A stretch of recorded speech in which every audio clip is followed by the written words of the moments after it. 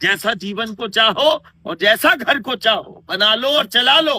नर्मदा है अपने पास, शक्ति है, गऊ है अपने पास, रखो अपने गांव में, गौधन को बढ़ाओ।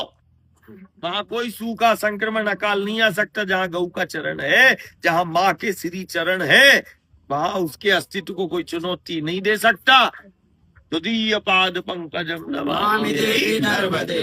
अरे माँ के श्री चरण, गऊ के चरण जहां है वहां कोई संक्रमण और आपदा नहीं। अब आचरण बिगड़ जाए तो तुम मर जाओ खुद से, तो बात अलग है। चरण में तो वो सामर्थ्य है, माई के चरण, माँ के श्री चरण जहां है वहां संक्रमण और आपदा नहीं आ सकती, कारण चरण है गऊ के और माई के, है कि नहीं? बोलते कि नहीं बोलते?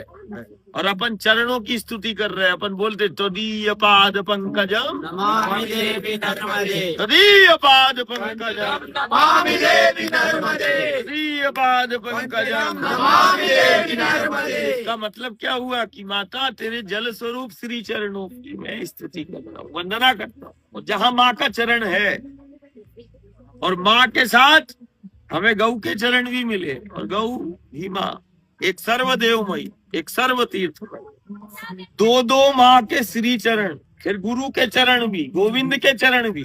उसके बाद यदि संक्रमण है तो फिर गांव को, घर को समझना पड़ेगा कि अपना आचरण गलत हो गया है, खान पान गलत हो गया है। चरण तो है, चरण की तो महिमा ऐसी है कि वो जीव और जगत उन चरणों से चल रहा है, जीवन चल रहा है। लेकिन चरण होने के बाद यदि संक्रमण आपदा गांव घर में है तो गांव और घर समझ ले कि उसका खान पान आचरण बिगड़ गया है। आचरण बिगड़ने से संक्रमण आपदा आ रही है, खान पान सुधारना है।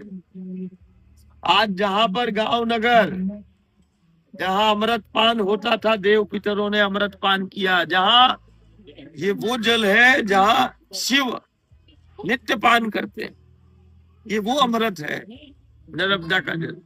और आज गांव में क्या हो रहा है? विषपान हो रहा है, मदिरा पान हो रहा है, आचरण ठीक नहीं है। अब संक्रमण और विघ्न बाधा और घर में अशांति तो होगी ना। इसीलिए हमारी प्रार्थना है, इतनी शक्तियां मिली, गऊ है, अपने गऊ के चरण है, नर्मदा के चरण है, जैसा जीवन चाहो और जैसा घर को बनाना चाहो और जैसा गांव को बनाना चाहो। अरे ये गांव देवता अपना लोक छोड़ के आ जाते हैं, ये बैकुंठ और स्वर्ग से, स्वर्ग के द्वार भी फीके हैं जो